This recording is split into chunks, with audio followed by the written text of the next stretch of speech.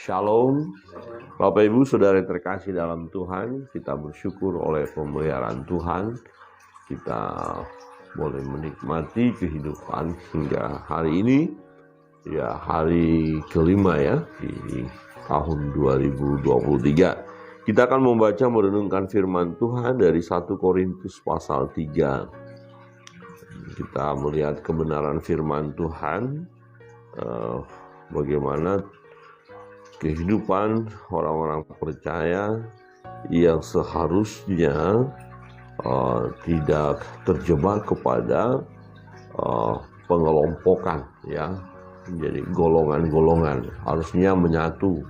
Tetapi fakta di dalam jemaat ya di Korintus terjadi pengelompokan itu, ya.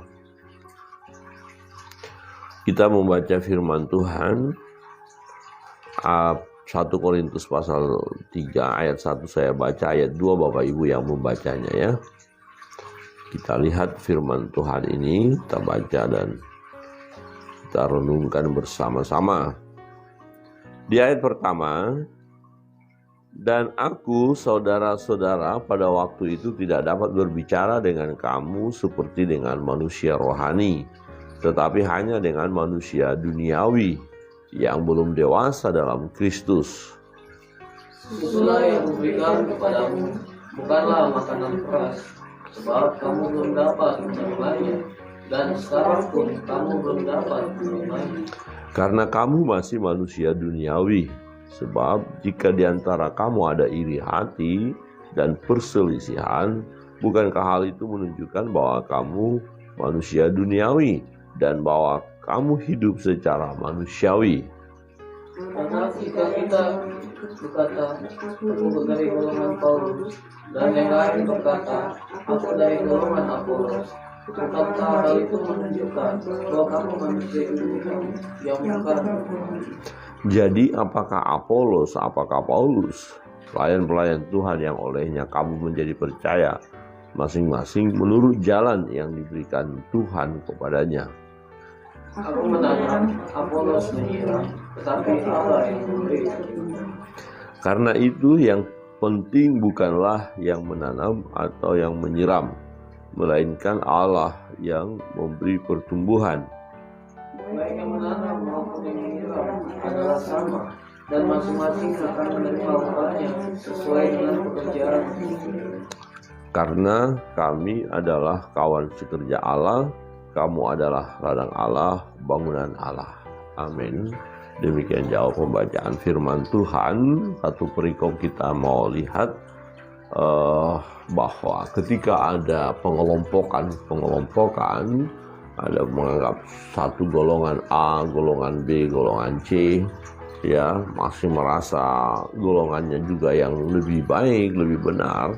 Ternyata itu salah satu ciri manusia duniawi. Ya, kalau kita lihat ini manusia duniawi ya, berarti kalau kita ini masih menganggap diri kita lebih hebat atau golongan kita, itu kita manusia duniawi. Jadi kita harus menghindari jangan sampai terjadi penggolongan-penggolongan atau pengelompokan-pengelompokan ya.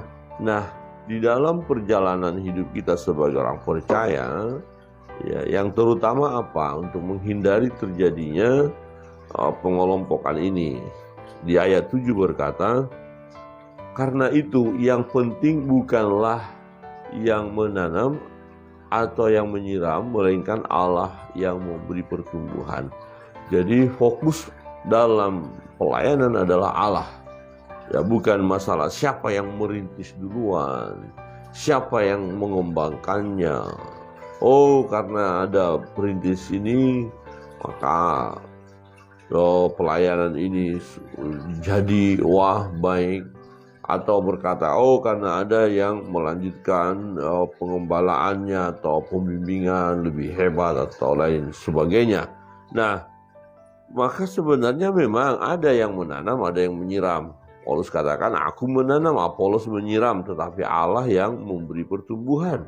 Karena Allah yang memberi pertumbuhan, maka yang terpenting adalah Allah, ya. Karena itu yang penting bukanlah menanam atau yang menyiram, melainkan Allah yang memberi pertumbuhan. Nah, bagaimana dengan mereka yang menanam, bagaimana mereka yang menyiram? Tetap ada dapat berkat tersendiri, ya. Maka di ayat 8, baik yang menanam maupun yang menyiram adalah sama, dan masing-masing akan menerima upahnya sesuai dengan pekerjaannya sendiri. Jadi kita nggak boleh mengotak-ngotakkan dalam kehidupan orang percaya ini, yang menganggap golongan A, golongan B, golongan C, ya, atau tentang siapa yang menanam, siapa yang menyiram.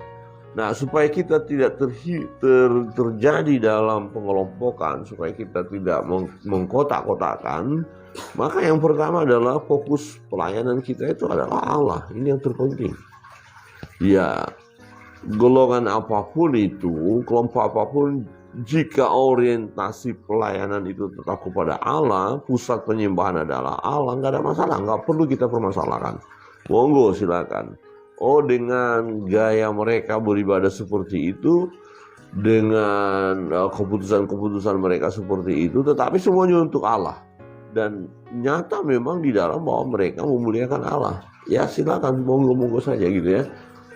Tidak ada masalah. Kenapa harus kita persoalkan? Kenapa kita harus permasalahkan? Bahkan sampai kelihatannya kita bukan sahabat, bukan saudara, bukan sesama orang percaya. Itu berbahaya sekali. Ya, jadi dengan gaya-gaya tersendiri, sejauh pusat ibadah itu adalah Allah, penyembahan itu adalah Allah, ya nggak ada masalah. Dan jangan dipermasalahkan. Jadi yang utama adalah dalam setiap kegiatan, adakah Allah dimuliakan? Adakah yang terpenting dalam ibadah itu, dalam persekutuan itu, ya adalah Allah? Ya, apakah Allah yang pusat penyembahan kita? Nah, jika Allah yang kita pusatkan perhatian kita hanya kepada Allah, siapapun kita, kelompok manapun, golongan manapun, tidak ada masalah. Tetapi kalau ya kelompok 1, kelompok 2, kelompok 3 dan lain sebagainya bukan kepada Allah, atau mungkin ada Allah-Allah lain, berarti kita nggak sama, memang nggak sama. Ya, itu tolak saja, tidak usah kita bergabung dengan mereka. Tapi jika Allah yang Esa, Allah yang sama yang kita sembah, ya Allah Bapa, Anak, dan Roh Kudus, ya kelompok manapun mereka menyebut dirinya sebagai A, B, dan C tadi, ya karena pusat penyembahan kita adalah satu, Allah, ya maka tidak ada masalah, ya, tidak ada masalah itu. Jadi supaya kita terhindar dari perselisihan, pertengkaran, menganggap golongan A, B, dan C yang berbeda-beda itu lebih utama, maka hal yang kita lakukan adalah tetap fokus kepada Allah. Ya, jika itu pusat ibadah kita, nggak ada masalah. Pusat penyembahan kita hanya kepada Allah, tidak ada masalah.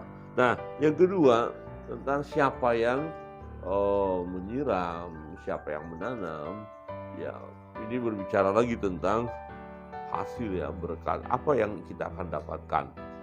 Nah, ayat 8, baik yang menanam maupun yang menyiram adalah sama.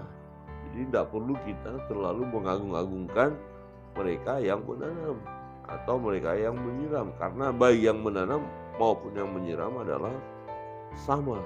Ya, di hadapan Allah sama, dan mereka pun mendapatkan upah yang sama daripada Tuhan, ya. Upahnya adalah sesuai dengan apa yang mereka lakukan. Ya, dikatakan baik yang menanam maupun yang menyiram adalah sama, dan masing-masing akan menerima upah sesuai dengan pekerjaan sendiri. Jadi pekerjaan waktu dia menanam, ya upahnya ada dari menanam itu. Seseorang yang bekerja sebagai pribadi yang menyiram, ya ada upah bagi mereka yang menyiram. Jadi kalau hal ini kita mengerti, memahami, maka tidak akan terjadi perpecahan, tidak akan terjadi pengelompokan. Oh, saya lebih kepada kelompok A, kelompok B, kelompok C, tidak. Ya, oh saya lebih mengagungi dia yang tadi merintis di gereja ini, dia harus jadi dikultuskan. Nah, ini bahaya ya, ada kelompok-kelompok tertentu ya mengkultuskan pemimpinnya. Nah, itu sangat tidak benar ya.